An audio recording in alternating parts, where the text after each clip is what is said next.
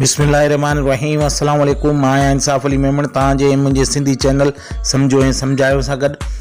जनाब काफ़ी दोस्तनि मूंखे रिक्वेस्ट कई आहे त जेकॾहिं असांजो को जीमेल अकाउंट आहे ऐं कंहिं वजह सां उनखे असां परमनेंटली डिलीट करणु चाहियूं था या ख़तमु करणु चाहियूं था त कीअं करे सघूं था। त अॼु उन जे बारे में आउं तव्हांखे ॿुधाईंदुसि त तव्हां कंहिं जीमेल अकाउंट जेको तव्हां बंदि करणु चाहियो था, ख़तमु करणु चाहियो था, डिलीट करणु चाहियो था त उहो कीअं करे सघो था। इन जे लाइ अॼोकी मुंहिंजी वीडियो तव्हांखे आख़िर ताईं ॾिसणी पवंदी। इनशाला तव्हांखे वॾो फ़ाइदो थींदो ऐं तव्हांखे सुठो बि लॻंदो। हाणे वीडियो जे हलण खां पहिरीं मुंहिंजी तव्हां सां रिक्वेस्ट आहे त तव्हांजो ऐं मुंहिंजो सिंधी चैनल आहे, प्लीज़ इनखे सब्सक्राइब कयो। सब्सक्राइब करण जे लाइ रेड कलर जे बटन खे क्लिक करे बेल जे आइकॉन खे ज़रूरु दॿाइजो। ईअं करण सां ईअं थींदो जो मुंहिंजी नई अचण वारी वीडियो तव्हां ताईं पहुचंदी ऐं तव्हां उनखे ॾिसी फ़ाइदो वठी सघंदो। ऐं ईअं तव्हांखे करणु बि खपे, छाकाणि जो आउं डेली बेसिस ते का न का सुठी शइ तव्हांजे लाइ आणींदो रहंदो आहियां। मुंहिंजी वीडियोज़ खे लाइक ऐं शेयर करणु न विसारींदा ऐं कमेंट्स में मूंखे लिखो। जेकॾहिं कंहिं सवाल आहे त उहो बि मूंखे तव्हां लिखी पुछी सघो था, इनशाला उन जो जवाबु ॾींदुसि। हाणे हलूं था वीडियो जी तरफ़।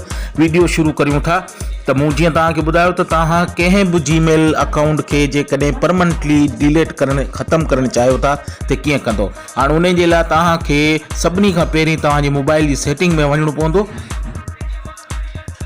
हीअ सेटिंग खे जीअं ओपन कंदो त हीअ तव्हां ॾिसी सघो था, खोड़ सारा ऑप्शन हिते मौजूदु आहिनि ऐं हीअ तव्हां हिन खे आस्ते आस्ते हेठि स्क्रोल कंदो। स्क्रोल जीअं ई कंदो त हीअ आख़िर में ॾिसी सघो था, हीअ गूगल जो जेको ऑप्शन आहे इन खे क्लिक कयो। थोरो वेट करिणो पवंदो। हाणे तव्हां ॾिसी सघो था गूगल जो जॾहिं ऑप्शन खे क्लिक कंदो त इहो स्क्रीन अची वेंदी तव्हांजे साम्हूं। हाणे जंहिं अकाउंट खे तव्हां डिलीट करणु चाहियो था उनखे पहिरीं तव्हां सिलेक्ट कंदो। हीअ सभिनी खां मथे जेको ऑप्शन आहे अकाउंट जो जेको आहे, जीअं मुंहिंजो हीअ अकाउंट आहे, इन खे क्लिक कंदो त जेको बि अकाउंट तव्हांजा हूंदा उहो सभु ज़ाहिर थी वेंदा। हाणे इन मां कंहिं बि जीमेल अकाउंट खे जेकॾहिं तव्हां डिलीट करणु चाहियो था त उनखे सिलेक्ट कयो।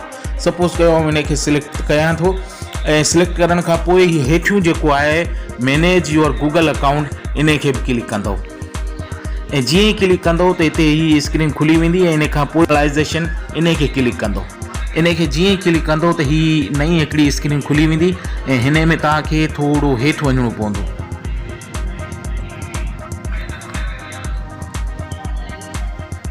हीअ थोरो जीअं हेठि तव्हां वेंदो त तव्हांखे हिकिड़ो ऑप्शन मिलंदो। ही ॾिसी सघो था, हीअ लिखियलु आहे delete a service of your account. इन खे क्लिक कंदो।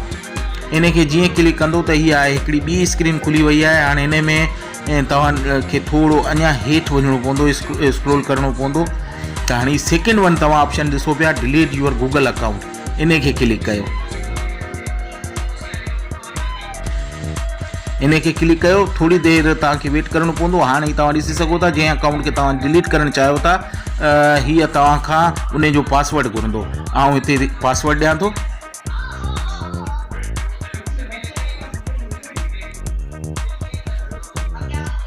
पासवर्ड ॾेई नेक्स्ट जे बटन खे क्लिक कंदो। थोरी देरि वेट करिणो पवंदो। हीअ ॾिसी सघो था उन खां पोइ इहा हिकिड़ी नई स्क्रीन खुली वई आहे। इन में तव्हां काफ़ी रूल्स एंड रेगुलेशन्स मिली वेंदा।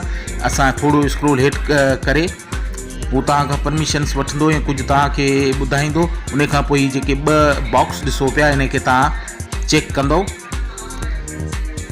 टिक करे उन खां पोइ हेठि ॾिसी सघो था डिलीट अकाउंट जो जेको ऑप्शन आहे इन खे क्लिक कयो।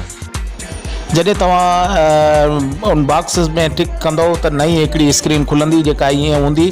हाणे हिन खे तव्हां ॾिसी सघो था त गूगल तव्हांखे इंफॉर्म करे पियो त तव्हांजो जेको अकाउंट आहे उहो डिलीट थिए पियो ऐं डिलीट थी वेंदो। जेकॾहिं रिकवर करणु चाहियो था त रिकवर करे सघो था। हाणे हीअ मैसेज अचण खां पोइ अकाउंट ऑटोमेटिकली थोरी देरि में डिलीट थी वेंदो ऐं जेकॾहिं रिकवर करणु चाहींदो त उनखे रिकवर बि करे सघो था, पर डिलीट थियण खां पोइ परमनेंटली डिलीट थी वेंदो। हाणे इन साॻी ईमेल खे जेकॾहिं तव्हां रिकवर करणु चाहियो था त रिकवर करण जे लाइ हिते तव्हांखे इहो ऑप्शन ॾेई छॾियो आहे। हितां तव्हीं ईमेल में वञी ऐं जीअं ई नेक्स्ट कंदो त हीअ ॾिसी सघो था हिते अची वई आहे। यूज़ इन अदर अकाउंट सां बि तव्हां करे सघो था। वरी नेक्स्ट खे दॿाईंदो त ही तव्हां खां पासवर्ड घुरंदो ऐं हिते इंटर पासवर्ड कंदो त ही तव्हांजी ईमेल जेका आहे रिकवर थी वेंदी। ऐं जेकॾहिं रिकवर न कंदव त हीअ हमेशह जे लाइ परमनेंटली जेको आहे डिलीट थी वेंदी। हाणे हिते आउं पासवर्ड ॾियां थो।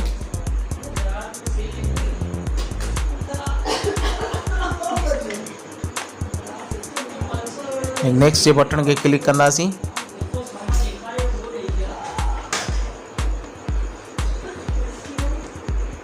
हाँ ॾिसी सघो था ये ईमेल